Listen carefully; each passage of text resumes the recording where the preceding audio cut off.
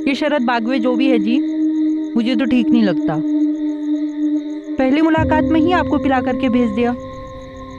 अरे भला आदमी है, अब हर 2 तारीख को किस्त लेने आएगा तब जान लोगी उसे। जो भी है, मुझे तो अब भी लगता है कि आपको समाज में से ही किसी से उधार लेना चाहिए था। छोड़ ना, मैं सौदा करके आया हूँ, मुझे मालूम है क्या कैसे करना है। सुन ना मालती, राहुल सो रहा है, जरा अंदर चले।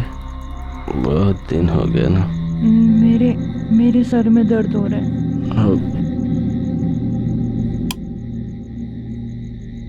अगले दिन से घर काम शुरू हो गया और 1 हफ्ते में पूरा हो गया, और फिर 2 तारीख भी आ गई। सभी मुमकिन संदिग्धों के कॉल रिकॉर्ड स्कैन हुए, फोन लोकेशन स्कैन हुए, पर कहीं से कोई सुराग सामने नहीं आया। तुकाराम और मालती के पड़ोसी चौंक गए थे ये जानकर कि मालती का 1 साल से शरद बागवे के साथ अफेयर चल रहा है। मेरी बात सुनो सुप्रिया, सुप्रिया सुनो तो सही। शरद बागवे की अपनी पत्नी भी इस अफेयर के बारे में जानकर बुरी तरह से हिल गई। खबरियों की तरफ से भी किसी भी संदिग्ध के बारे में कोई खास जानकारी नहीं आ पाई। रोहिणी अपने लापता भाई जीतू के बारे में जानने के लिए लगातार पुलिस स्टेशन के चक्कर काटते जा रही थी और सुखीलाल नीलचंदी पर आरोप लगाए जा रही थी। दूसरी ओर कमलेश अपनी छुट्टी पूरी कर वापस दिल्ली लौट गया अपने काम पर। उसे रोक कर रखने के लिए पुलिस के पास कोई सबूत नहीं था। और वहीं बच्चे को खोने के बाद तुकाराम सभी रिश्तों से परे जाने लगा था, पर अंदर ही अंदर वो घुट रहा था, कुछ छुपा रहा था। राहुल का कत्ल एक शातिर साजिश का परिणाम था और इस साजिश के पत्ते बहुत जल्द खुलने जा रहे थे।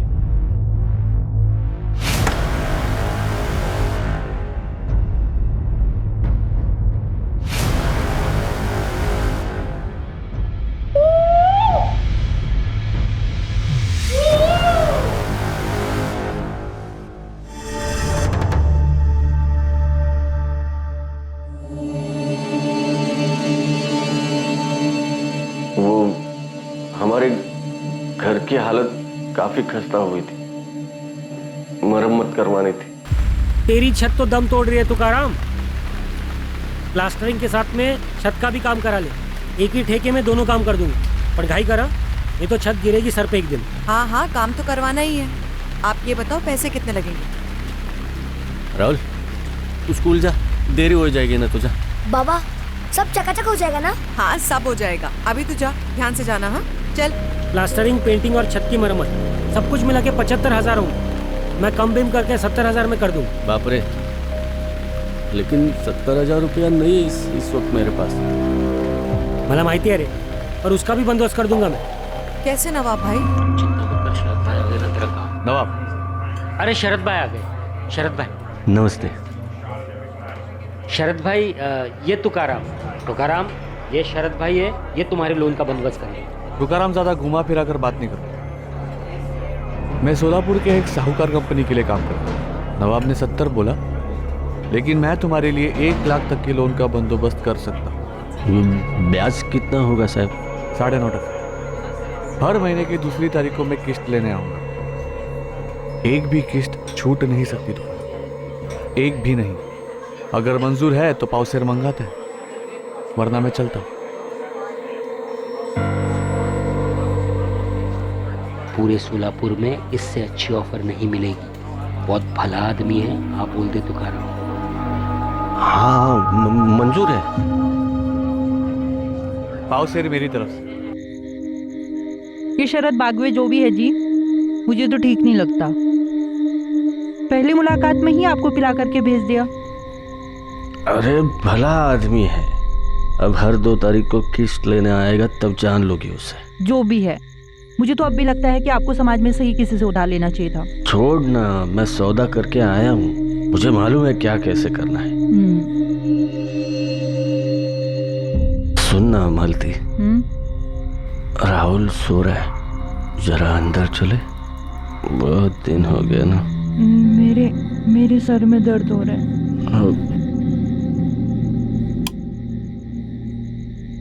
अगले दिन से घर काम शुरू हो गया और 1 हफ्ते में पूरा हो गया, और फिर 2 तारीख भी आ गई। अरे नमस्ते नमस्ते शरद भाऊ। नमस्ते। काम पूरा हो गया? हाँ जी हो गया। हाँ। मालती मेरी पत्नी। नमस्ते। सुंदर। हाँ बहुत सुंदर काम किया है नवाब ने घर पे। हाँ हाँ अच्छा, काम की बात, किस तैयार है? हाँ हाँ बिल्कुल, आप बैठिए, मैं अभी लाया। चाय वगैरह? हाँ जरूर। अच्छा सुनो मालती, जी। तुम्हारे लिए मेरे घर के है, मैं हर नए घर में देता हूँ, रख लो। अच्छे लग रहे तुम्हारे हाथों में। मेरी पीठ पीछे क्या और कब शुरू हुआ मुझे नहीं पता चला साहब। मेरा एक ही मकसद था, ज्यादा से ज्यादा मेहनत करूं, पैसे बचाऊं, ताकि मैं मेरे राहुल को कुछ अच्छा बना सकूं। अरे बाबा देखिए ना, शरद काका मेरे लिए क्या लाए। बहुत ही बढ़िया किताब है। अरे वाह। और उनके मोबाइल में बहुत सारे गेम्स हैं। हाँ? और उन्होंने मुझे खेलने भी दिया। बढ़िया है बढ़िया है। मालती किश्त दे दी ना ठीक से? हाँ। ये शरद भाऊ हर बार ही फूल ले जाते हैं। और हर बारी मेरे लिए भी कुछ लाते हैं। हाँ? बाबा एक पुराना फोन खरीद के दो ना बाबा, सिर्फ गेम्स के लिए। अभी नहीं बेटा, पहले ही शरद भाऊ की सारी किश्तें पूरी होने दे, उसके बाद ला दूंगा, ठीक है? पक्का? हाँ रे बाबा पक्का। अब एक गिलास पानी पिलाएगा बाबा को? हाँ। जा। 12 में से 6 किश्तें पूरी हुई थी, सब ठीक ठाक चल रहा था। कम से कम मुझे तो ऐसे ही लगा था।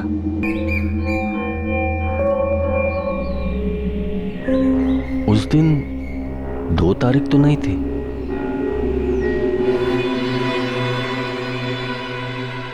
जी किया था दोनों के टुकड़े टुकड़े कर दूं, वही के वही।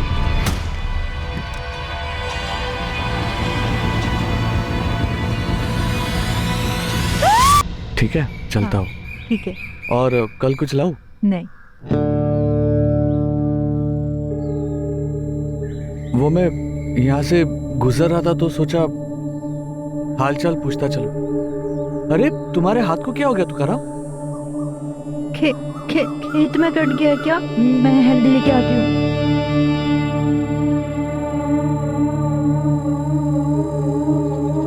तुकाराम आज रात को 8 बजे मिल मुझे ठेके पर।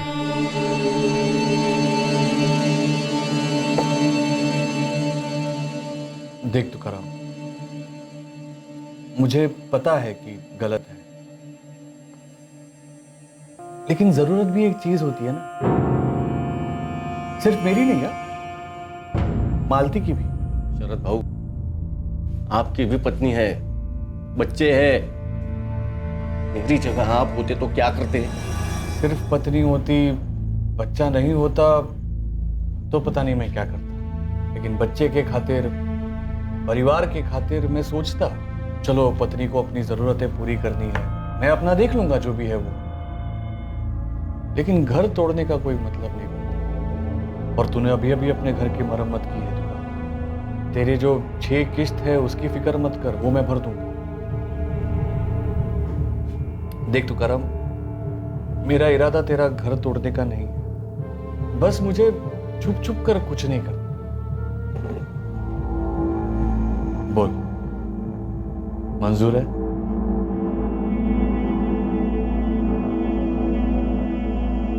घाव संभाल, अभी नया है, थोड़े दिन में भर जाएगा। लालच था, मजबूरी थी, डर था, पता नहीं क्या था, शायद सब था, पर मैंने मेरी पत्नी और उसके प्रेमी का रिश्ता कबूल कर लिया।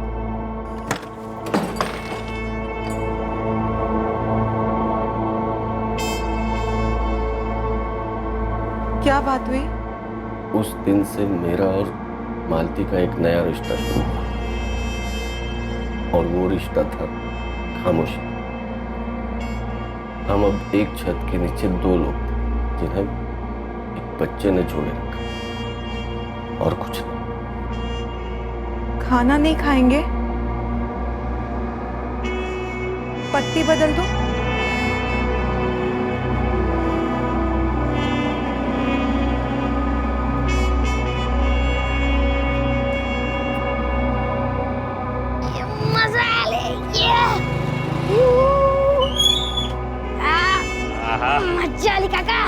जाली, हाँ, अगली बार तुझे और दूर ले जाऊंगा और एक दिन तुझे चलाना भी सिखाऊंगा, ठीक है?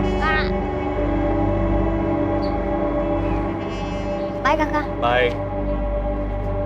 थोड़े ही दिनों में एक आदत सी हो गई, सिर्फ राहुल के बारे में सोचना, सिर्फ उसके लिए जीना। बाकी सब कुछ मानो तो एक पूरा सपना था, और उस पूरे सपने की आदत हो गई मुझे। उसे मैं झेल लेता सिर्फ अपने राहुल के लिए, और अब राहुल को ही मार डाला। साहिब, मुझे लगता है उस साले शरद ने मारा है हमारे राहुल को। नहीं। क्यों नहीं? तुम्हें कुछ और पता है या कुछ छुपा रहे हो हमसे? अब क्या छुपाऊंगा साहब, सब कुछ तो खत्म हुआ है। कुछ नहीं खत्म हुआ है। जब तक राहुल का कातिल नहीं मिलता हमारे लिए कुछ भी खत्म नहीं हुआ है। तो करम, तुमने बताया था कि शरद बागवे और राहुल की अच्छी जमती थी। हाँ। और हम जानते कि राहुल का कातिल उसके पहचान वाला था, तभी तो उसने राहुल को खेतों में बुलाया और राहुल वहां चला गया। अरे राहुल, बाबा ने नए गेम्स डाले कि नहीं फोन में? हाँ शरद काका, अब तक नहीं डाले। हाँ। अच्छा सुन, नीलचंदियों का खेत पता है तुम्हें? हाँ, क्यों काका? आज शाम को 6 बजे तुम वहाँ पर फोन लेकर आ जाओ। मैं तुम्हें एक से एक नए गेम्स डाल के दूंगा फोन। सच? हाँ, लेकिन सुनो, किसी को बताने की जरूरत नहीं, ठीक है? राहुल इधर आ।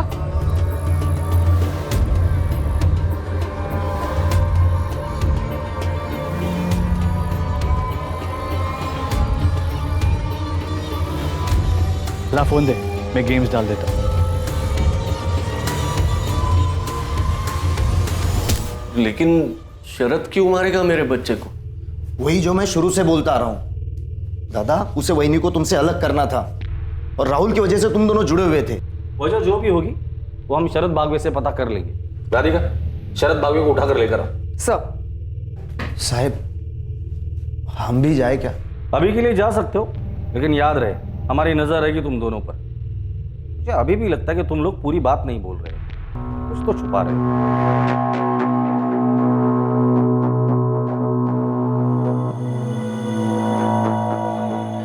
क्या बोला कमलू ने? कह रहा है कि वो भागा ही नहीं। भागा नहीं था तो कहां था पिछले 4 महीने से? और तेरे बाप ने मिसिंग कंप्लेंट क्यों दर्ज की?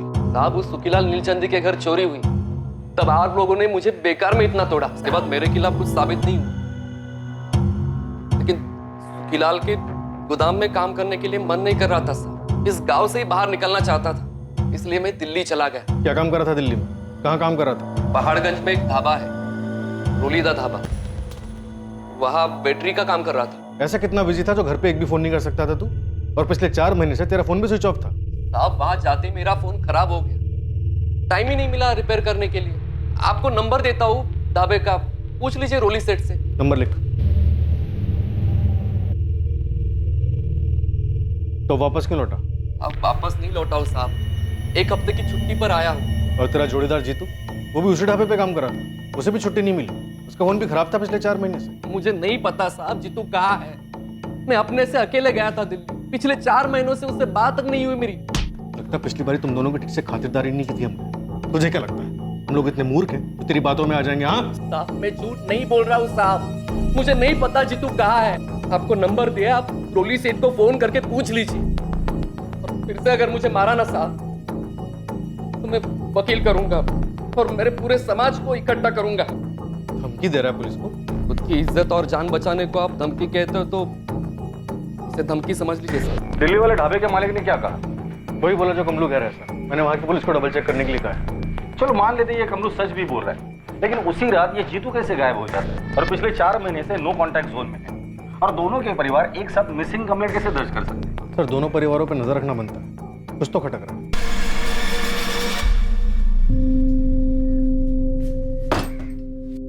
क्या हुआ पुलिस स्टेशन में? रात भर थे आप? कुछ नहीं हुआ, उन्हें तुम्हारे और शरद भाऊ के बारे में पता चला। क्या? हाय देवा, कैसे? भले जितना इत्र लगाओ, बदबू को कौन रोक सकता है?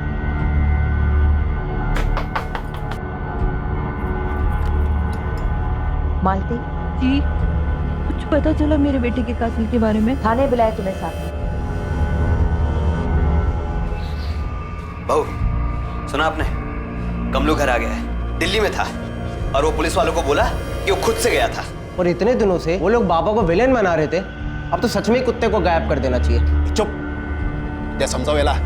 बेची की तरह जबान चल रही है इसकी आजकल। चल जा, मुंह को गुटला। अरे महेश, ऐक ना। अरे बेटा सुन। रोजी तू, उसका क्या? वो भी लौटा है? कमलू, पुलिस ने जीतू के बारे में कुछ बताया? वो मुझे कुछ क्यों बताने लगे?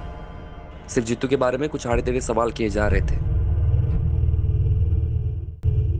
सर आप हमसे ऐसे सवाल क्यों पूछ रहे हो जिनके जवाब आप पता कर चुके हो? क्योंकि हर मुंह से निकला हुआ जवाब एक नया सच होता है शरद बागवी।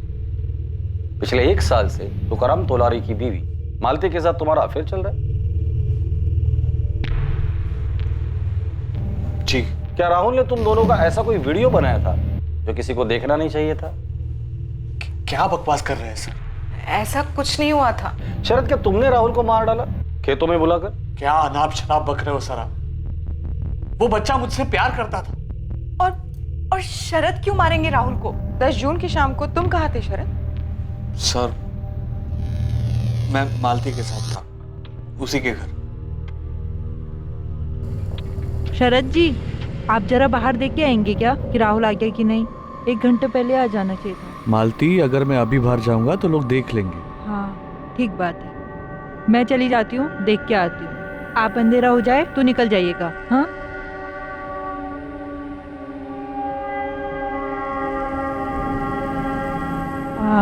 और सुनिए, राहुल के बाबा भी आने वाले होंगे, उनके आने के बाद ही निकलिएगा। मैं आती हूँ। मैडम, मैं वहाँ आधा घंटा बैठा रहा, फिर तुकाराम वहाँ आया। नमस्ते शरद बाबू, ये राहुल और मालती कहाँ है? वो राहुल शाम से घर नहीं लौटा है, तो मालती उसे ढूंढने गई। क्या? मैं भी जाकर देखता। रुक तुकाराम, अंधेरा हो गया, मैं भी निकलता। बस यही हुआ था मैडम, यही सच है। क्या मेरे पति ने कहा कि शरद ने राहुल को? देखिए, हमसे किसने क्या कहा ये बात मायने नहीं रखती। हमें शक था, पूछ ली। तुकाराम मुझ पर कभी उंगली नहीं उठाई।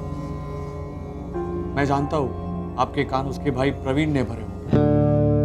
वो मुझे पहले से पसंद नहीं करता था। आप इतना सब पता लगा रहे हैं तो आपने ये भी पता लगा ही लिया हो कि तुकाराम और प्रवीण के बीच में जमीन को लेकर मसला था। तो तुम्हारा कहना है कि प्रवीण ने राहुल को मारा? सर वो मुझ पर बेवजह उंगली उठा रहा था, शायद उसी में कुछ खोट। नहीं साहब, मैं नहीं मानती कि प्रवीण ने कुछ भी किया है। तो तुम्हें किस पर शक है? मुझे नहीं पता साहब। देखिए सर, मालती के साथ रिश्ता बनाकर मैंने शायद गलत किया, लेकिन मेरा यकीन कीजिए इसके अलावा मैंने कुछ गलत नहीं किया। इस रिश्ते की वजह से जीते जी मेरा पति मुझसे अलग हो गया और इकलौता बेटा खोया है मैंने इस रिश्ते की वजह से। बचा क्या बताऊं, मेरे पापों की सजा मिल रही है मुझे, और कुछ नहीं। आप लोगों का निजी जिंदगी में क्या चलता है उससे हमें कोई लेना देना नहीं, हमारा ताल्लुक भी नहीं। लेकिन उसका साया अगर इस केस में, राहुल मर्डर केस में दिखाई दिया तो इस केस से जुड़े सभी निजी रिश्तों की बाल की खाल उतार दूंगा। साहब कमलू तो लौट गया, लेकिन मेरा भाई जीतू कब तक लौटेगा? जब लौटेगा तो पूछ लेंगे उससे। आप हल्के में ले रहे हो साहब, मैं दावे के साथ कह सकती हूँ उस सुखिलाल ने कुछ कर दिया मेरे जीतू के साथ। तुम इसी दावे के साथ कमलू के बारे में भी बोल रही थी रोहिणी? क्योंकि दोनों एक ही दिन गायब हुए थे साहब। कमलू लौटा तो उसके घर वालों के अच्छे नसीब, लेकिन हम लोग ऐसे आस लगाकर कब तक बैठे रहेंगे साहब? मालती, अब हम नहीं मिलेंगे। तुकाराम सही कह रहे थे, बदबू कभी छुपाई नहीं जा सकती। शरद बागवे और मालती तोलारी। सर लेकिन मालती तो माँ है। पता है मुझे, राधिका कम होता है ये सब, लेकिन ये तब होता है जब अवैध रिश्ते का जुनून माँ के रिश्ते को भी निगल जाता है। रेयर केसेस है लेकिन हमने देखे हैं। जी सर। लेकिन शरद बागवे तो प्रवीण तोलारी की तरफ इशारा कर रहा है। राधिका, इन सब के कॉल रिकॉर्ड निकालो और अच्छे से स्कैन करो। इन सब के पीछे खबरी लगा दो, कोई भी आउट ऑफ रडार नहीं होना चाहिए। सभी मुमकिन संदिग्धों के कॉल रिकॉर्ड स्कैन हुए, फोन लोकेशन स्कैन हुए, पर कहीं से कोई सुराग सामने नहीं आया। तुकाराम और मालती के पड़ोसी चौंक गए थे ये जानकर कि मालती का 1 साल से शरद बागवे के साथ अफेयर चल रहा है। मेरी बात सुनो सुप्रिया, सुप्रिया सुनो तो सही। शरद बागवे की अपनी पत्नी भी इस अफेयर के बारे में जानकर बुरी तरह से हिल गई। खबरियों की तरफ से भी किसी भी संदिग्ध के बारे में कोई खास जानकारी नहीं आ पाई। रोहिणी अपने लापता भाई जीतू के बारे में जानने के लिए लगातार पुलिस स्टेशन के चक्कर काटते जा रही थी और सुखीलाल नीलचंदी पर आरोप लगाए जा रही थी। दूसरी ओर कमलेश अपनी छुट्टी पूरी कर वापस दिल्ली लौट गया अपने काम पर। उसे रोक कर रखने के लिए पुलिस के पास कोई सबूत नहीं था। और वहीं बच्चे को खोने के बाद तुकाराम सभी रिश्तों से परे जाने लगा था, पर अंदर ही अंदर वो घुट रहा था, कुछ छुपा रहा था। राहुल का कत्ल एक शातिर साजिश का परिणाम था और इस साजिश के पत्ते बहुत जल्द खुलने जा रहे थे।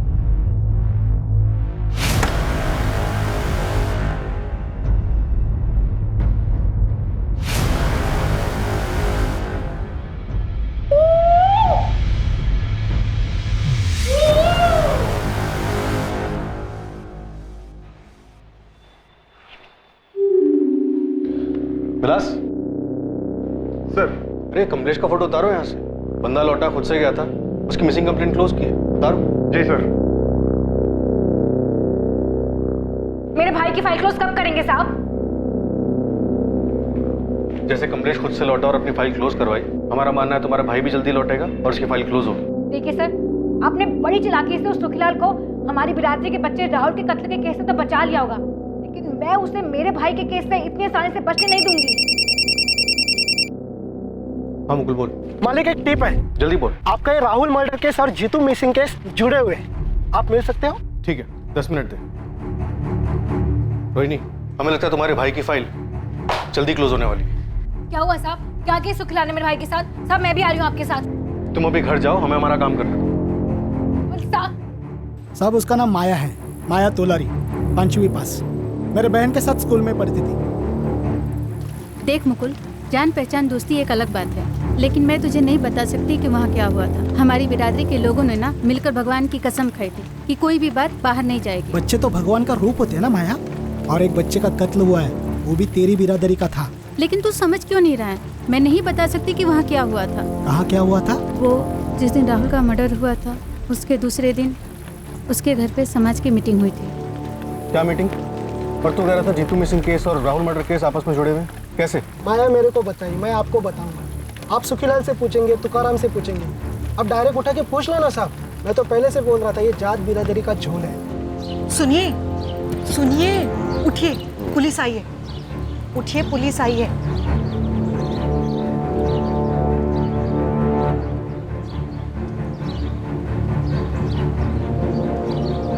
पता चला किसने मारा मेरे बेटे को? वो तो तुम हमें बताओगे तुकाराम। मैं?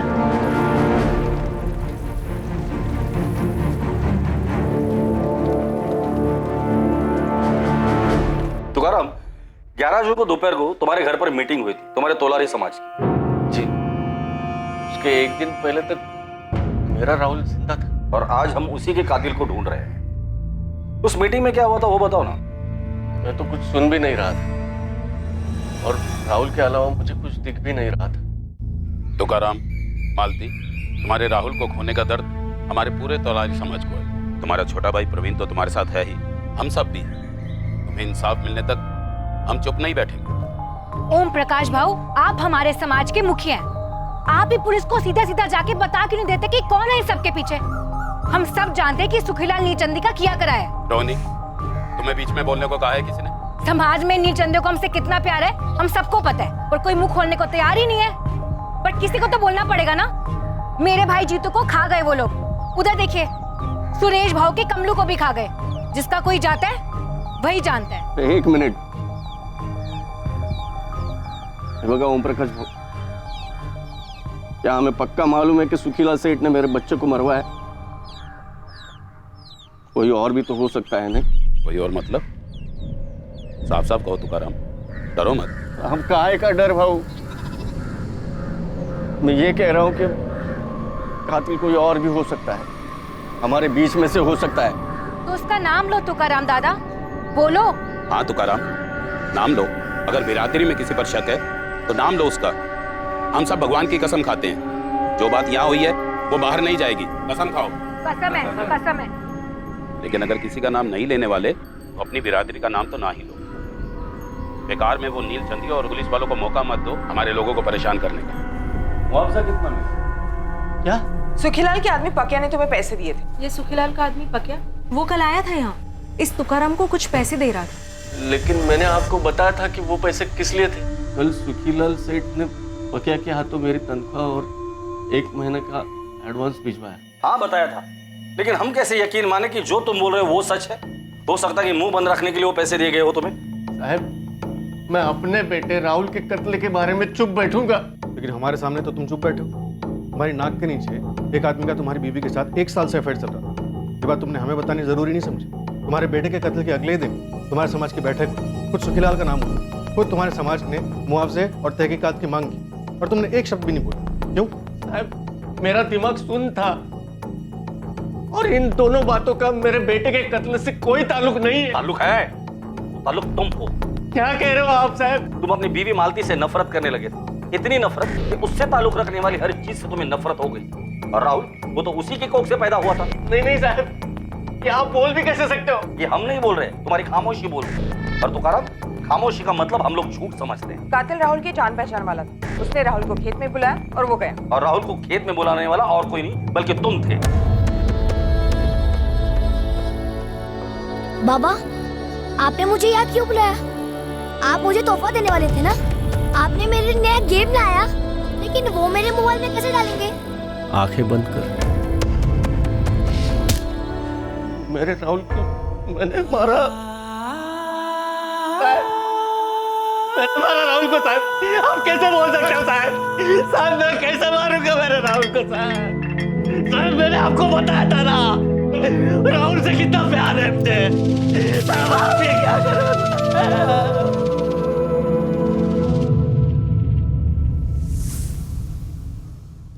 तुमने राहुल को नहीं मारा तो फिर किसने मारा तुकाराम? मुझे नहीं पता। चुप रहने के लिए सुखीलाल ने धमकी दी थी कि समाज ने फरमान दिया था। तेल लेने गया समाज का फरमान, वो हर दूसरे दिन हर दूसरी बात पर जारी होते रहते। ये मत करो, वो मत करो, इसे न मिलो, उसे मिलो।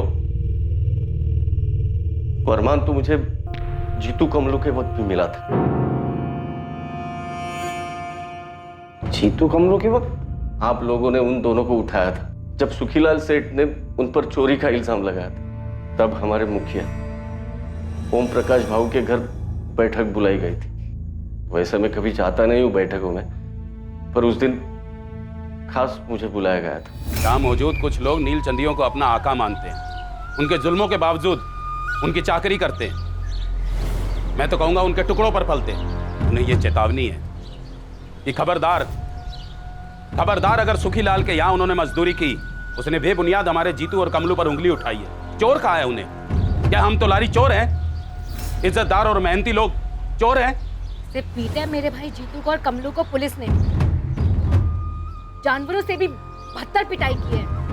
न्याय होगा उनके साथ, लेकिन तब तक यहाँ बैठे हर तोलारी को यह कसम खानी होगी कि सुखीलाल तो क्या, किसी भी नील चंदी के यहाँ पर कोई काम नहीं करेगा। कसम है, कसम है। मुझे कुछ कहना है भाऊ। हाँ तुकाराम, मैं तो इंतजार कर रहा था कब बोलोगे, इसीलिए खास तुम्हें इस बैठक के लिए बुलाया है। ओम प्रकाश भाऊ, सभी लोग जानते हैं कि इतने सालों से मैं सुखीलाल सेठ के खेतों में काम कर रहा हूँ, उनका खेत संभाल रहा हूँ। मेरा उनसे कोई बैर नहीं है, मुझसे हमेशा वो अच्छे से ही पेश आए हैं। तुम कहना क्या चाहते हो? कि इस चोरी के आरोप को सिर्फ एक चोरी का आरोप ही समझा जाए, इसे जात बिरादरी का मामला ना बनाया जाए। तुकाराम दादा, तो आप ये कह रहे हैं कि मेरे भाई जीतू और इनके बेटे कमलू ने वाकई में चोरी की है? मतलब कि आपने भी उन सुखीलाल नीलचंदी के साथ हाथ मिला लिया ना अपनी बिरादरी के लड़कों के खिलाफ? नहीं, मैं कतई ऐसा नहीं बोल रहा हूँ। मैं सिर्फ इतना ही बोल रहा हूँ कि पुलिस वालों को उनका काम करने दो। अगर आपके भाई प्रवीण का पुलिस भट्टा बनाती या फिर आपकी पत्नी मालती लड़के राहुल के साथ नीलचंदी कुछ कर देते तो फिर कैसा लगता आपको? मुझे ऐसी बहस में पड़ना ही नहीं है रोहिणी। और ओम प्रकाश भाऊ, यह आपका फरमान कि मैं सुखीलाल सेठ के खेतों में काम ना करूं, मैं इसे नहीं मानता। और मेरे जैसे जो जो मेहनत की रोटी कमा रहे हैं, दुश्मनी को मिटाने की कोशिश कर रहे हैं, वो भी इस फरमान को नामंजूर करे। अरे क्या नामंजूर करे? ओम प्रकाश जी नाइंसाफी है। ओम प्रकाश जी नाइंसाफी है। शांत। तुमने जो कहना था कह लिया तुकाराम। अब मेरी बात सुनो। जो समाज की मदद को नहीं आता, उसके बुरे वक्त में उसके साथ कोई खड़ा नहीं होता। कल को तुम्हारे किसी अपने के साथ नील चंदियों ने अगर कुछ किया तो दलील लेके हमारे पास मत आना। ओम प्रकाश भाऊ, समाज के सभी भाई बहनों, अभी आप सभी गुस्से में हो, तेवर चढ़े हुए हैं। इसलिए सिर्फ मैं यही कहूंगा कि दुश्मनी दो धारी तलवार है। दुश्मन का गला भले काट लो, दूसरी तरफ से खुद का ही गला कटता है।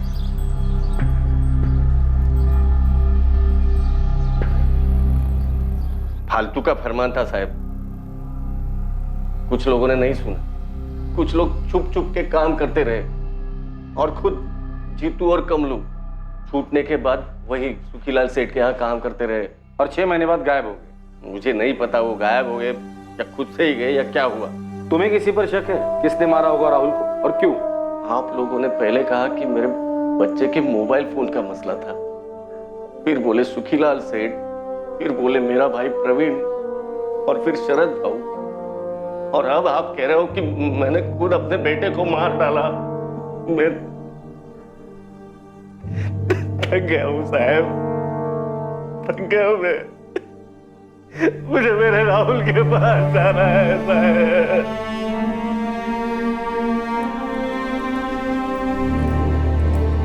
जीतू और कमलू का गायब होना और राहुल मर्डर केस, दरअसल ये दोनों केसेस ओम प्रकाश, तुकाराम और सुखीलाल से जुड़े हुए हैं। शास्त्री, तुम सुखीलाल के घर जाकर उससे बात कर, और राधिका तुम ओम प्रकाश के घर जाके, लेकिन संभल कर। ध्यान रहे कि ये दोनों अपने अपने समाज की अगुवाई करते हैं।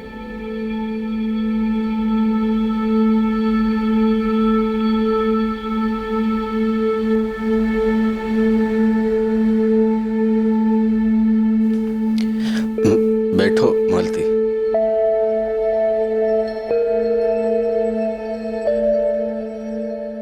पता है मालती, आज पुलिस थाने में उन्होंने क्या कहा? क्या? बोले मुझे तुमसे इतनी नफरत है कि मैंने वो नफरत तुम्हारे बेटे राहुल पर निकाली। मैंने राहुल को मार डाला मालती, ऐसे बोले। कीड़े पड़े उन्हें। आपके जैसा पिता इस दुनिया में नहीं है। लेकिन मैं एक अच्छा पति नहीं बन सका।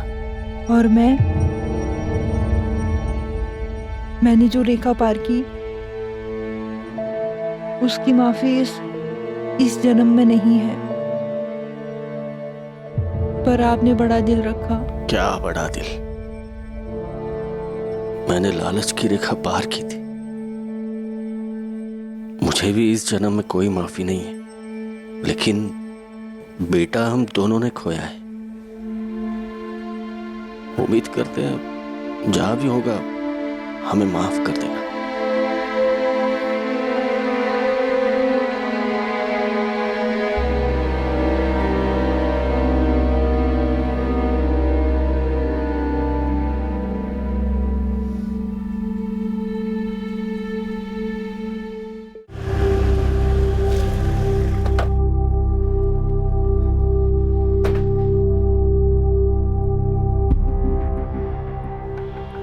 नमस्कार शास्त्री जी, बोलिए क्या सेवा कर सकते हैं? सीधा सवाल है सुखीलाल जी, राहुल तुलारी को किसने मारा? सुखीलाल नीलचंदी के खिलाफ सबूत इकट्ठा करना आपका काम है मैडम, लेकिन एक बात जरूर कहूंगा दावे के साथ, मेरी बिरादरी से ऐसा कोई नहीं है। अरे कोई अपनी बिरादरी के बच्चे को कैसे मारेगा? बच्चा तो मारा गया है ओम प्रकाश जी, और सुखीलाल के खिलाफ हमें कोई सबूत भी नहीं मिला। जीतू और कमलू के केस में भी, और कमलू तो लौट आया है। वही तो बात है, दोनों केसेस में जानबूझकर मेरा ही नाम लिया गया है। कोई बच्चा भी बोलेगा ये उन्हीं के बिरादरी में से किसी की चाल है। पर राहुल को सच में मारा गया सुखीलाल जी। खास मुझे बदनाम करने के लिए उस बच्चे को बलि का बकरा बना दिया गया होगा। नामुमकिन। लेकिन अगर ऐसा है तो मैं आपको जबान देता हूं, हमारे समाज से आपको पूरी मदद मिलेगी उस गद्दार को ढूंढने में। लेकिन वो मिलेगा नहीं, क्योंकि ऐसा कोई है ही नहीं।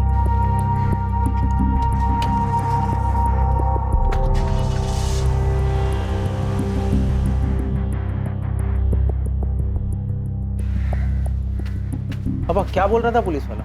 मैंने तुमसे कहा है ना महेश, इस मसले में ना पड़ो।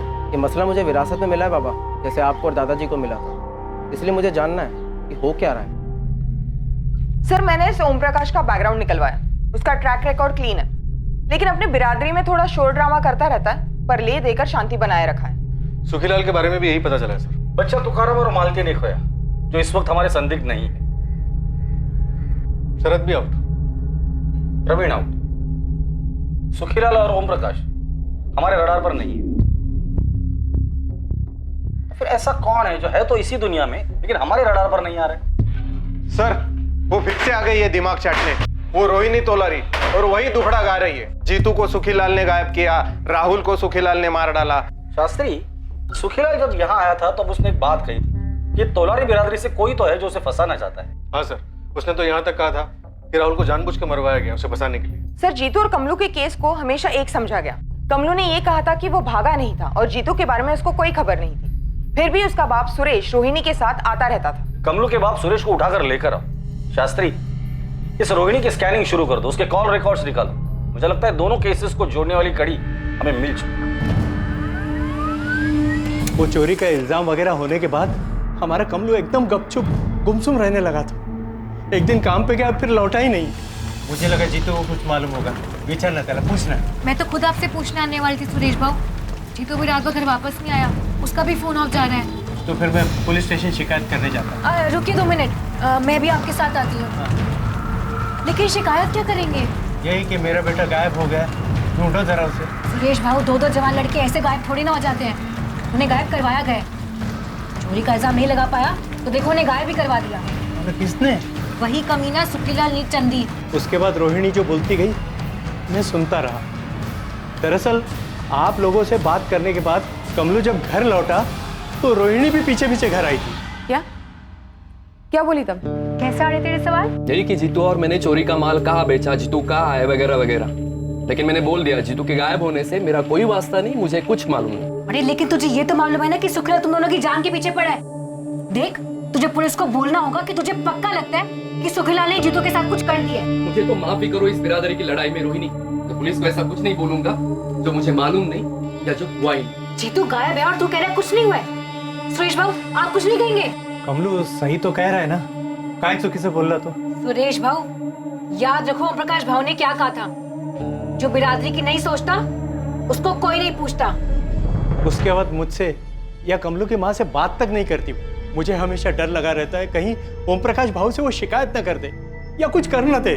आप चिंता ना करें, वो कुछ नहीं करेगी। जो करना है हम करेंगे। हाँ, मैं राजेंद्र सुर्वे बोल रहा हूँ। आप कौन? झांझरवाड़ी पुलिस स्टेशन से सब इंस्पेक्टर शास्त्री बोल रहा हूँ। हाँ हाँ बोलिए। रोहिणी तोलारी से काफी अच्छी पहचान है तुम्हारी। हाँ हाँ हाँ जी। रात को 2, कभी कभी 3 बजे वाली पहचान। साहब, रोहिणी 1.5 साल पहले मेरे मेडिकल स्टोर पर असिस्टेंट की जॉब पर लगी थी। 6 महीने हमारा अफेयर चला था और मेरी बीवी की तबीयत नाजुक रहती है तो। तुझसे सफाई नहीं मांग रहे, सवाल पूछा है उसका जवाब दे। जीतू को जानता है? हाँ साहब, रोहिणी का भाई 1-2 बार शॉप पर आया था वो। अभी कहाँ है जीतू? मेरे को कैसे मालूम होगा साहब? रोहिणी ने 1 साल पहले जॉब छोड़ दिया था और मैं भी नहीं चाहता था कि वो वहाँ पे रहे, क्योंकि हमारा रिश्ता 1 साल पहले टूट चुका था। क्यों टूटा रिश्ता?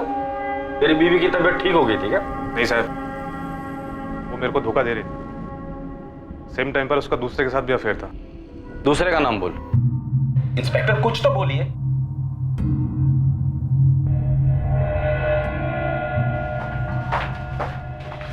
नहीं है सर। आप बताएंगे आप मेरे बेटे को ढूंढ क्यों रहे हैं? आपका बेटा 18 साल का हो गया? नहीं, अभी 2 महीने बाकी हैं। बच्चा है वो। आपके बिरादरी की रोहिणी तोलारी के साथ आपके बच्चे का 1 साल से चक्कर चल रहा है और हमें शक है कि रोहिणी का हाथ है राहुल के मर्डर में, और शायद आपके बेटे का भी। ओम प्रकाश जी, आपका नाम अच्छा है, आप काम भी अच्छा कीजिए। बताइए, आपका बेटा विनीत कहाँ मिलेगा? वो कभी कभी हमारे खेत वाले पुराने मकान में जाता है अपने दोस्तों के साथ।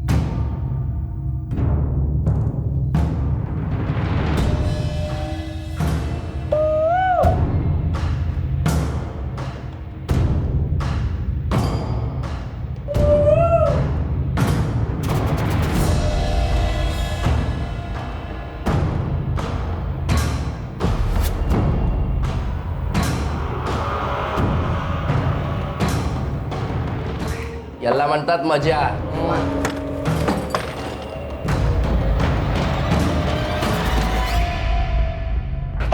जितेंद्र तोलारी उर्फ जीतू, 6 महीने से तेरी बहन ने हमारा सर खा के रखा था.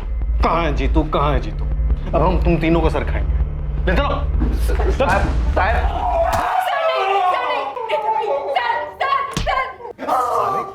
जो हुआ है वो सब सच बता रहा.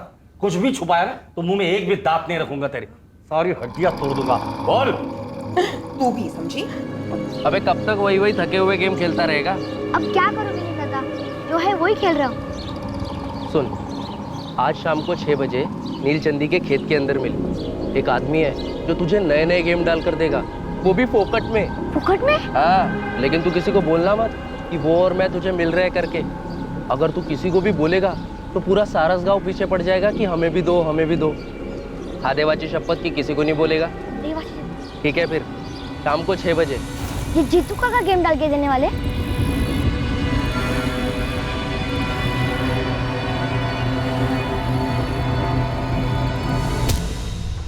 विनीत, रोहिणी और जीतू ने अपना जुर्म कबूल किया.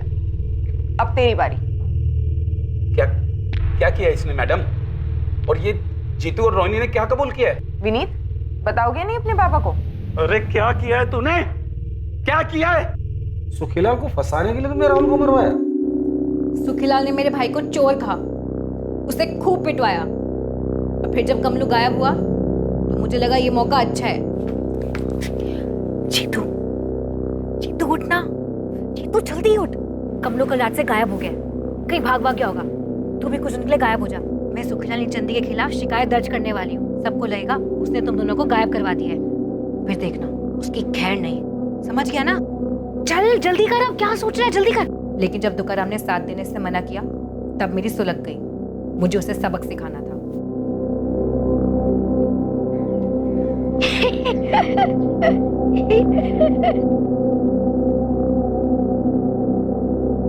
विनीत मेरी जेब में था इसलिए वो तुरंत मान गया.